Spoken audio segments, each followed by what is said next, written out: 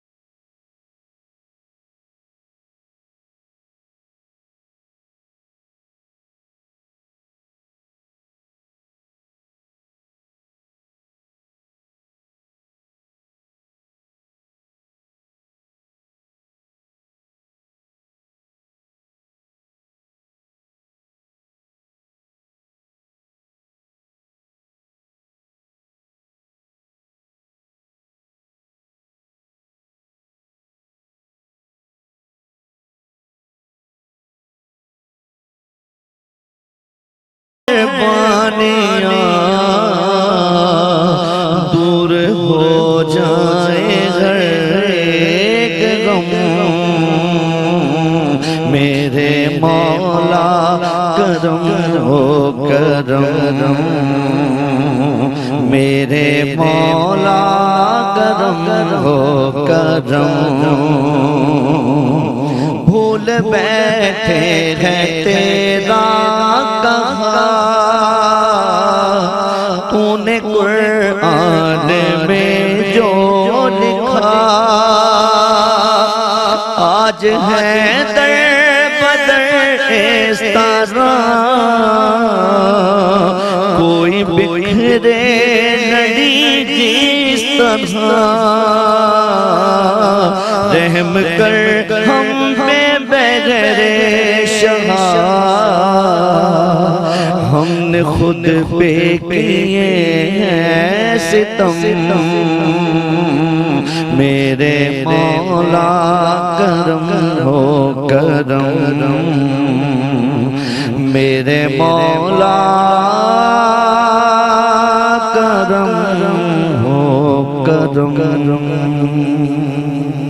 سبحان اللہ ماشاءاللہ کیا بات ہے بدر بھائی آپ کے اللہ تعالیٰ آپ کو سلامت رکھے اور اسی کے ساتھ میں گزارش کروں گا محمد ریان صاحب سے کہ اپنی خوبصورت آواز میں نذران عقیدت پیش کریں اعوذ باللہ من الشیطان الرجیم بسم اللہ الرحمن الرحیم پہلے تو کرامت بھائی آپ کا بہت شکریہ کہ ہمیشہ مجھے سینئر ثنا خانوں کے بیچ میں بٹھا دیتے ہیں مجھے یاد ہے پچھلے سال آپ نے عمران شیخ اتاری بھائی کے ساتھ مجھ کو پڑھوایا اور آج دونوں سینئر ثنا خانوں کے بیچ میں بٹھا دیا آپ نے پیش کر رہا ہوں مدینے کی حاضری کے حوالے سے سبحان اللہ میں مدینے چلا میں مدینے چلا میں مدینے چلا میں مدینے چلا پھر کرم ہو گیا میں مدینے چلا کیف سا چھا گیا میں مدینے چلا کیف سا چھا گیا میں مدینے چلا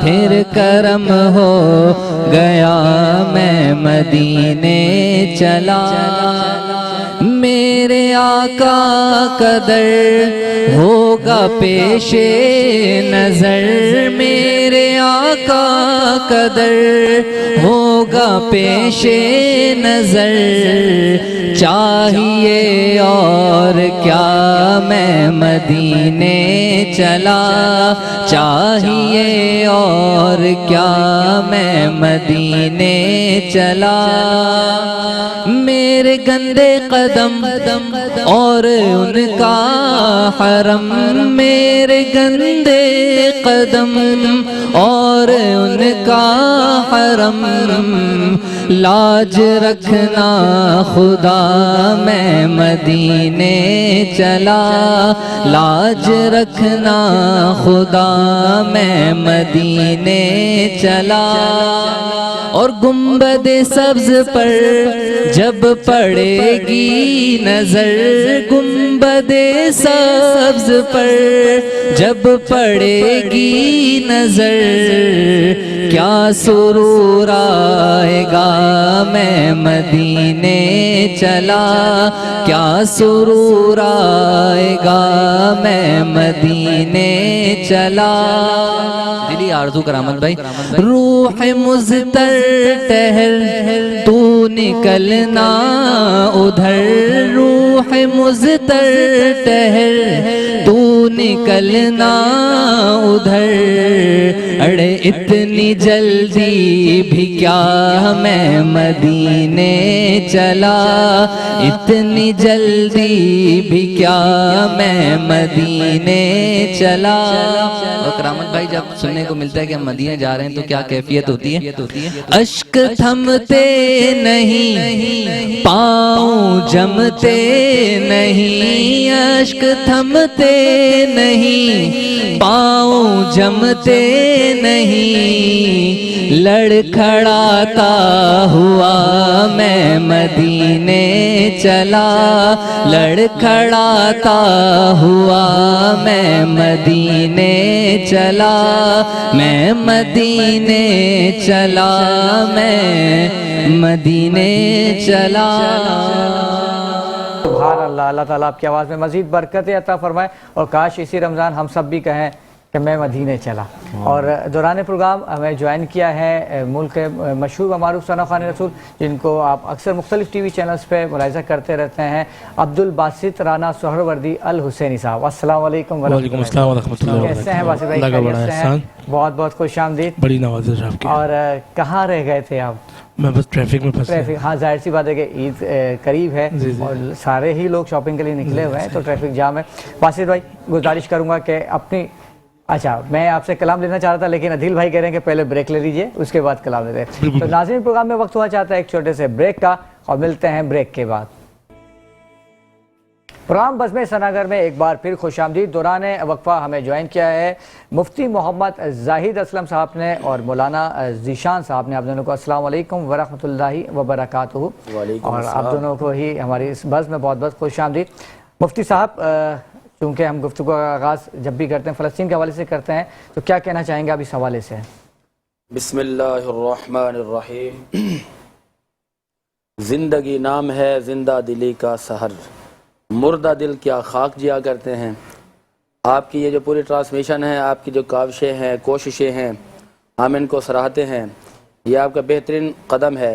اللہ تبارک و تعالیٰ آپ کو اس کا اجر عطا فرمائے۔ آمین۔ اب اس وقت جو اسرائیل نے ظلم اور بربریت جما رکھی ہے، فلسطینی جو ہیں اس وقت بہت مشکل میں ہیں، اور قرآن کریم کی آیت کے اندر آتا ہے کہ انفروا خفافا وثقالا وجاہدوا باموالکم وانفسکم فی سبیل اللہ، کہ اگر کوئی ظالم کسی مظلوم پر ظلم اور بربریت اور تشدد عام کر دیں تو فرمایا وہاں پر پھر اسلام امن کا درس نہیں دیتا، وہاں پر اسلام ایک ہی درس دیتا ہے کہ تم جہاد کرو اپنے مالوں سے اور اپنی جانوں سے اللہ کی راہ میں۔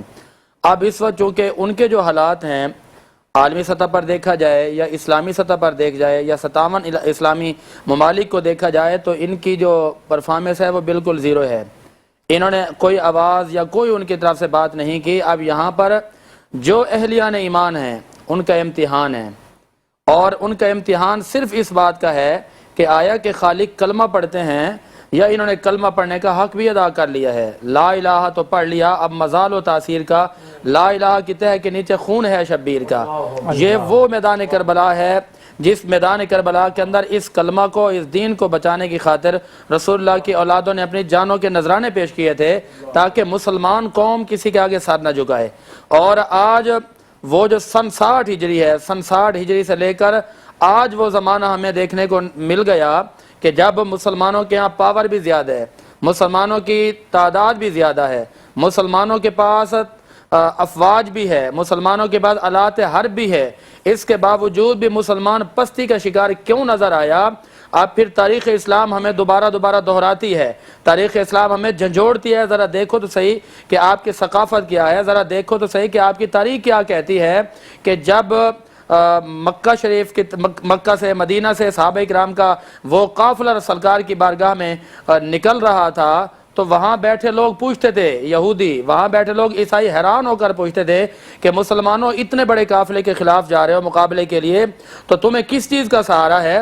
تو اس وقت تمام اصحاب رسول نے جواب دیا کہ نہ تیغ و تیر پر تکیہ، نہ خنجر پر، نہ بھالے پر، ہمیں تو آسرا ہے فقط کالی کملی والے پر. اور پھر یہی جذبہ ہمیں میدان کربلا میں نظر آیا کہ جب وہاں پر حضور کی اولاد گئی تو یہاں پر شاعر کہتے ہیں کہ علی کے ایک نعرے سے فضا بھی کانپ جاتی ہے، مصیبت میں محبوں کے مقدر جیت جاتے ہیں. اور تمہیں یہ غلط فہمی ہے کہ تم ہم کو مٹا دو گے. ارے مسلمانوں کی تاریخ یہ ہے، ہمارے ہاں تو لاکھوں سے 72 جیت جاتے ہیں. بس بات یہ ہے کہ وہ جذبات ہوں، وہ ایمان ہو اور وہ کلمہ پڑھنے کا حق ادا کرنا ہو. تو جب اس وقت کفر کی تعداد زیادہ تھی، مسلمانوں کی تعداد کم تھی، لیکن رب نے ان کو فتح عطا فرمائی. اور اب آج اس وقت کنڈیشن یہ ہے کہ اگر ملک کی سطح پر دیکھا جائے تو 57 ممالک ایسے ہیں جو اسلام کے نام پر بنے ہوئے ہیں، اور اس کے علاوہ 57 ممالک اسلامی کے علاوہ جتنے بھی ممالک ہیں، اللہ کا خاص کرم ہے کہ آپ کو ہر ملک پر اور ہر سرزمین پر یہ نبی کا کلمہ پڑھنے والے لوگ نظر آئیں گے. تو آج ضرورت ہے کہ آپ ان کی آواز بنیں، آج ضرورت ہے کہ ان کے دست بازو بنیں، آج ضرورت ہے کہ ان کے درد کو اپنا درد محسوس کریں. بالکل ایسے ہی ہے ماشاءاللہ. اور ہمارے ساتھ موجود ہیں مولانا ذیشان صاحب جو کہ خلیفہ چہارم حیدر کرار شیر خدا مولا علی رضی اللہ تعالیٰ عنہ کی شان بیان کریں گے. جی مولانا صاحب. بسم اللہ الرحمن الرحیم.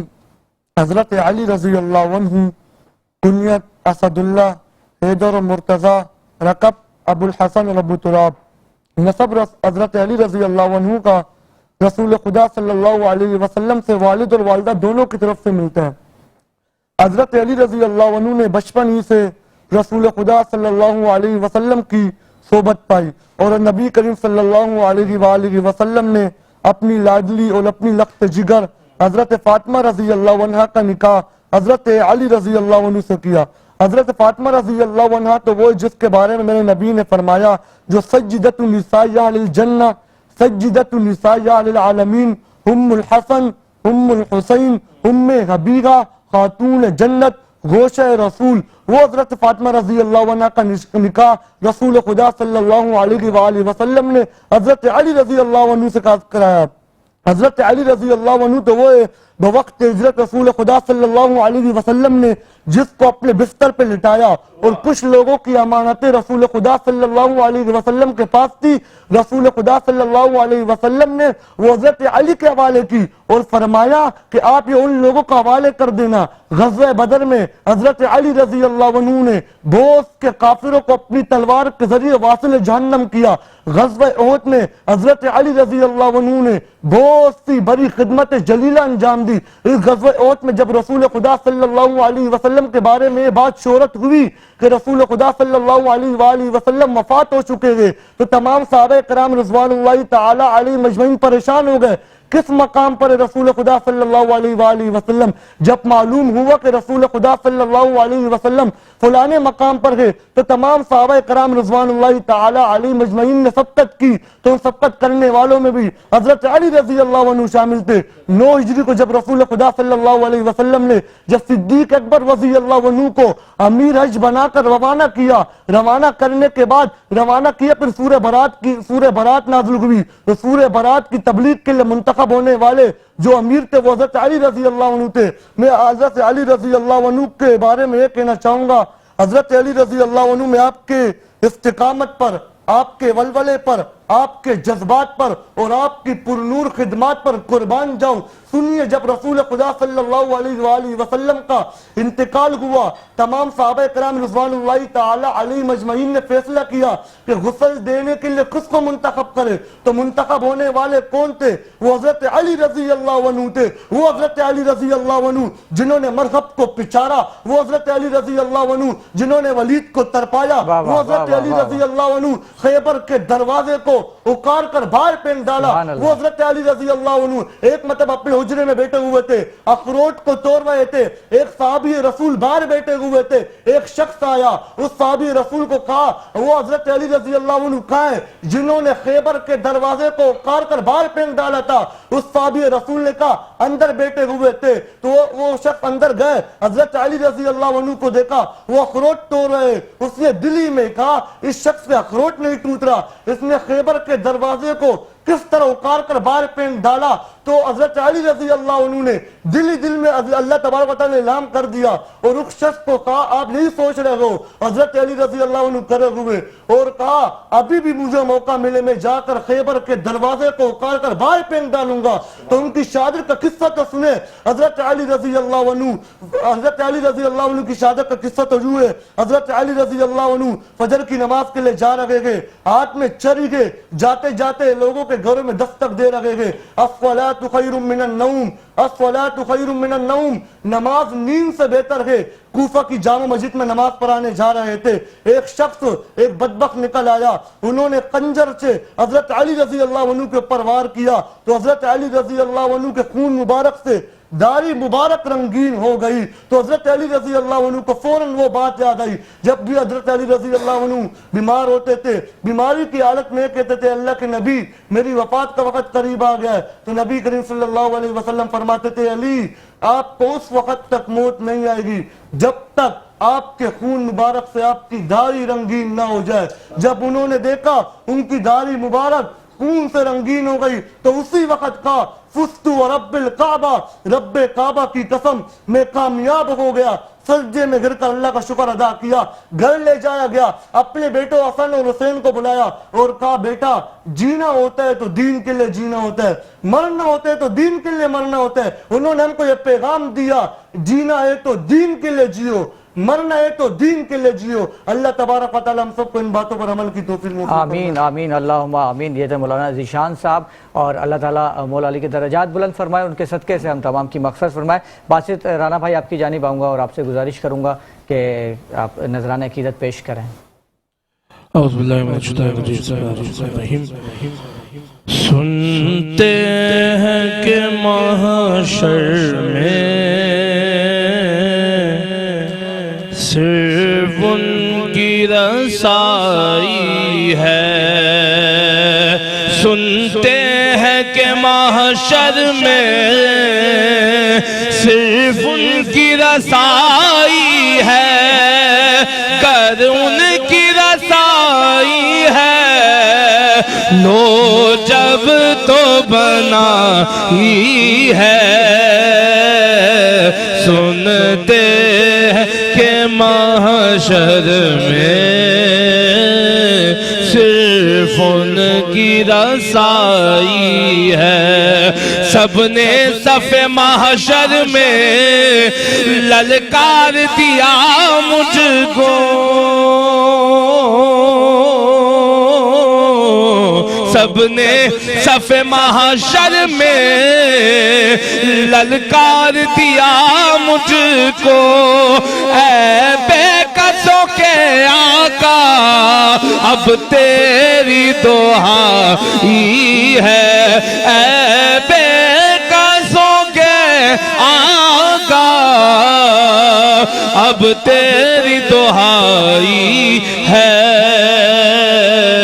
سنتے ہیں کہ محشر میں صرف ان کی رسائی ہے. مجرم کو نہ شرماؤ احباب کفن ڈھک دو, مجرم کو نہ شرماؤ احباب کفن ڈھک دو. منہ دیکھ کے کیا پردے میں بھلائی ہے، منہ دیکھ کے کیا ہوگا، پردے میں بھلائی ہے، سنتے ہیں کہ محشر میں صرف ان کی رضائی ہے۔ امام فرماتے ہیں مطلع میں یہ شک کیا تھا، واللہ رضا واللہ، مطلع میں یہ شک کیا تھا، واللہ رضا واللہ، صرف ان کی رضائی ہے، صرف ان کی رضائی ہے، صرف ان کی رضائی ہے، لو جب تو بنائی ہے، سنتے ہیں کہ محشر میں صرف ان کی رضائی ہے۔ کیا بات ہے باسط بھائی، مزے کو بھی مزہ آ گیا ماشاءاللہ۔ جس پاور سے آپ پڑھتے ہیں نا، بہت کم مجھے وہ پاور ثناخوانوں میں نظر آتی ہے ماشاءاللہ۔ اللہ آپ کو سلامت رکھے۔ اور ناظرین، اسی کلام کے ساتھ پروگرام میں وقت ہوا چاہتا ہے ایک چھوٹے سے بریک کا، اور ملتے ہیں بریک کے بعد۔ پروگرام بزم ثناگر میں ایک بار پھر خوش آمدید۔ اور ناظرین، ہمارے پروگرام میں اس وقت ہوا چاہتا ہے کوئز مقابلے کا، اور یہاں پر امیدواران موجود ہیں۔ جو پہلے امیدوار ہیں ان کا نام ہے شبانہ ناصر، ان کے ساتھ موجود ہے محمد طاہر، اور تیسرے جو امیدوار ہیں ان کا نام ہے امین رضا۔ آپ تینوں کو السلام علیکم ورحمۃ اللہ وبرکاتہ۔ وعلیکم السلام۔ اور کوئز میں شروع کرنا چاہوں گا مقابلہ سوالات کا شبانہ ناصر صاحبہ آپ سے، تو آپ تیار ہیں؟ جی۔ اور آج کا موضوع آپ کو بتا دیا گیا تھا کہ قصص الانبیاء سے انبیاء کرام کے بارے میں آج سوالات ہوں گے۔ تو پہلا سوال ہے آپ سے کہ حضرت داؤد علیہ السلام کا معجزہ کیا تھا؟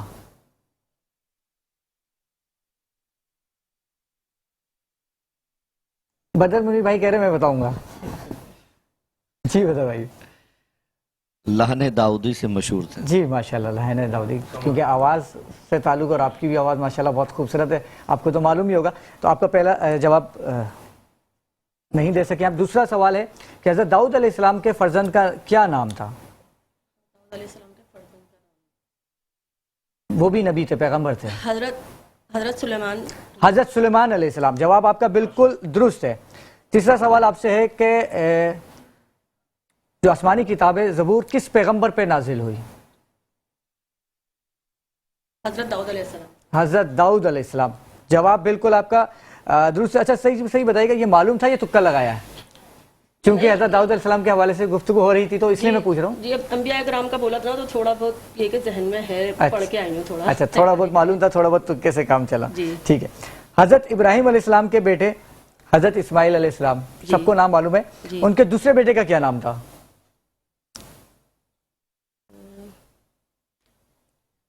حضرت ابراہیم علیہ السلام کے دوسرے بیٹے کا کیا نام تھا حضرت اسماعیل علیہ السلام کے علاوہ؟ آپشن دیں گے سر؟ نہیں، اس میں آپشن نہیں ہے۔ آپشن دے دیتے ہیں؟ نہیں، اس میں آپشن نہیں ہے، کیونکہ اگر آپ کو آپشن دیا تو باقی جو دو امیدوار ہیں وہ بھی آپشن مانگیں گے، اور اتنا ٹائم نہیں ہے۔ چلیں تکا لگا دیں۔ حضرت اسحاق علیہ السلام۔ حضرت اسحاق علیہ السلام، اور تکا بالکل درست لگایا آپ کا۔ اور آپ سے میرا آخری سوال ہے کہ حضرت اسحاق علیہ السلام کے بیٹے کا کیا نام تھا؟ حضرت اسحاق علیہ السلام کے بیٹے کا نام حضرت یعقوب علیہ السلام۔ حضرت یعقوب علیہ السلام، اور لگتا ہے یہ تکا نہیں تھا، یہ ان کو معلوم تھا ماشاءاللہ۔ تو آپ کے 4 سوالوں کے جوابات بالکل درست ہے۔ اور اب میں محمد طاہر صاحب کی جانب آؤں گا، مائک ان کو دے دیجئے گا۔ آپ سے میرا پہلا سوال ہے کہ قرآن کریم میں کس نبی کے خط کا ذکر آیا ہے؟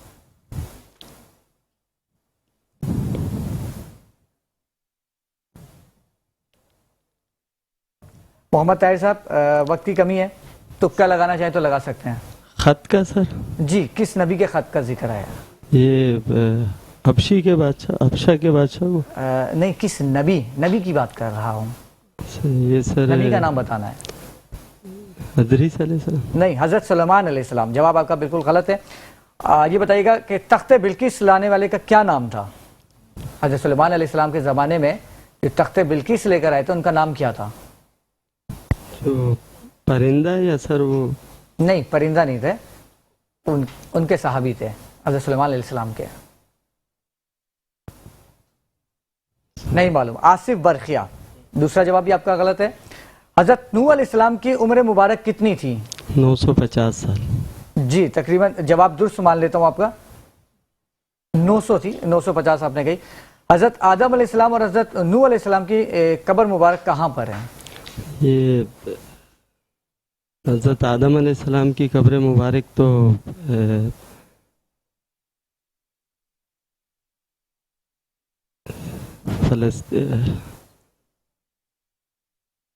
حضرت ابراہیم علیہ السلام کی. سعودی عرب.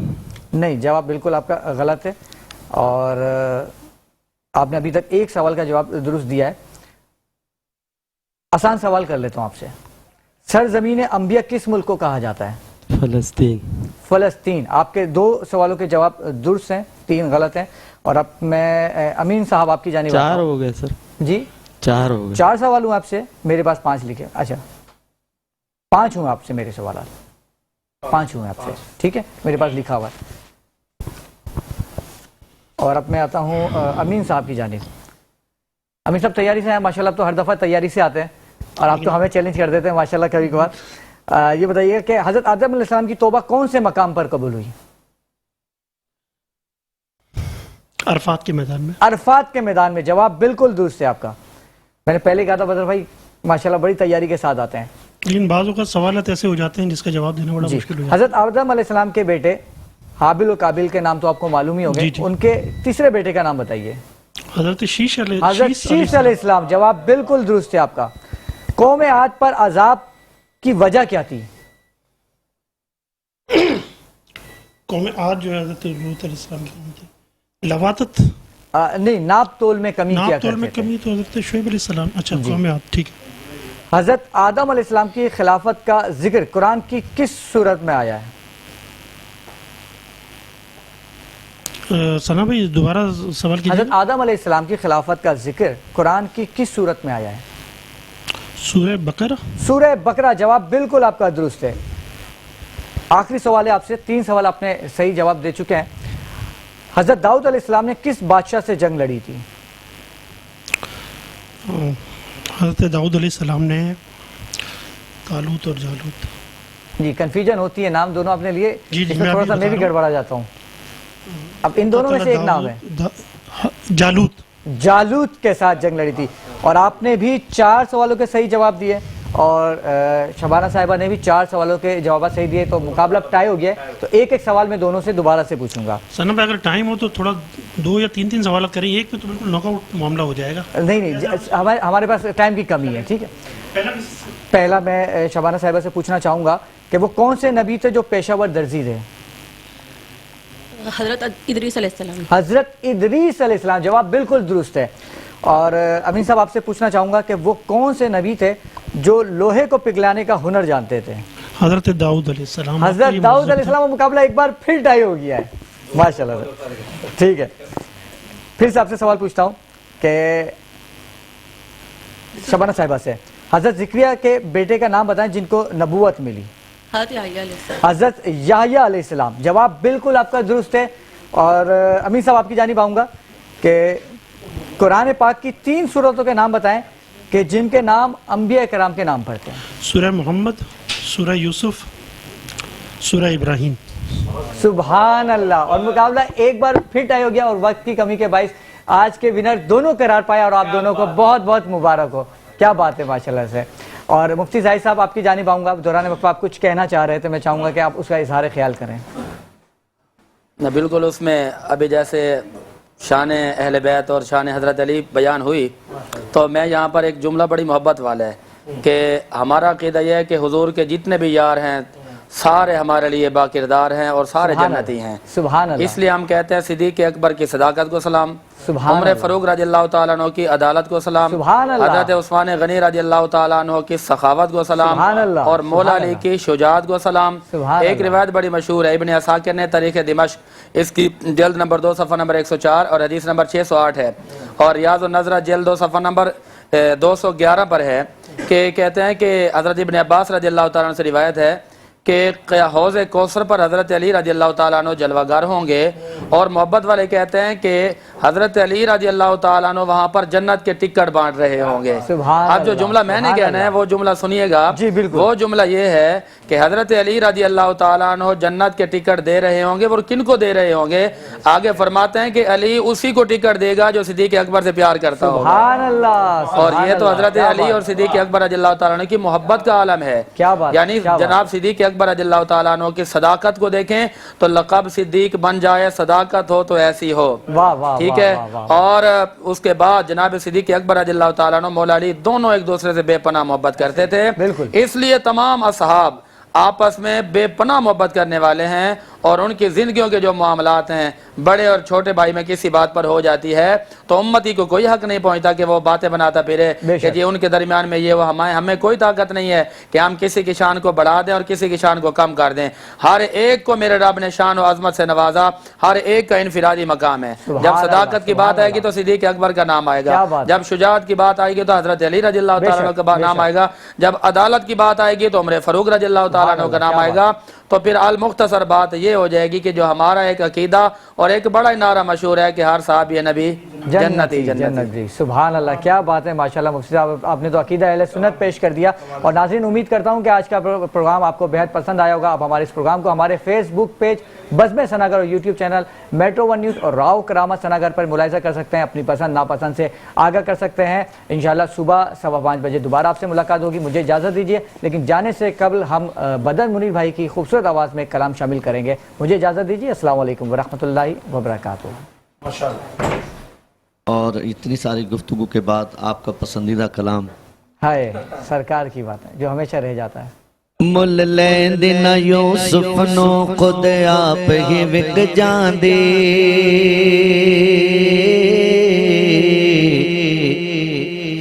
مل لیند نہ یوسف نو خود آپ ہی وک جاندے، تک لیند زلیخا جے تصویر محمد دی تے کہندی آؤ کہ کریں ان لب رخسار کی باتیں، سرکار کی باتیں، آؤ کہ کریں ان لب رخسار کی باتیں، سرکار کی باتیں، آؤ کہ کریں ان لب رخسار کی باتیں، سرکار کی باتیں، اور ساتھ میں ہو ان کے پریوار کی باتیں، سرکار کی باتیں، اور ساتھ میں ہو ان کے پریوار کی باتیں، سرکار کی باتیں۔ سب سے اولا ہو اعلیٰ ہمارا نبی، سب سے بالا ہو اعلیٰ ہمارا نبی، اپنے مولا کا پیارا ہمارا نبی، دونوں عالم کا دولا ہمارا نبی۔ جب حسن تھا ان کا جلوہ نما، انوار کا عالم کیا ہوگا، ہر کوئی فدا ہے بن دیکھے دیدار کا عالم کیا ہوگا۔ ایک سمت علی ایک سمت عمر سے دیکھے ادھر عثمان ادھر، ان جگمگ جگمگ تاروں میں مہتاب کا عالم کیا ہوگا، مہتاب کا عالم کیا ہوگا۔ اے کاش کہ میں پنکھ ابو بکر عمر کی،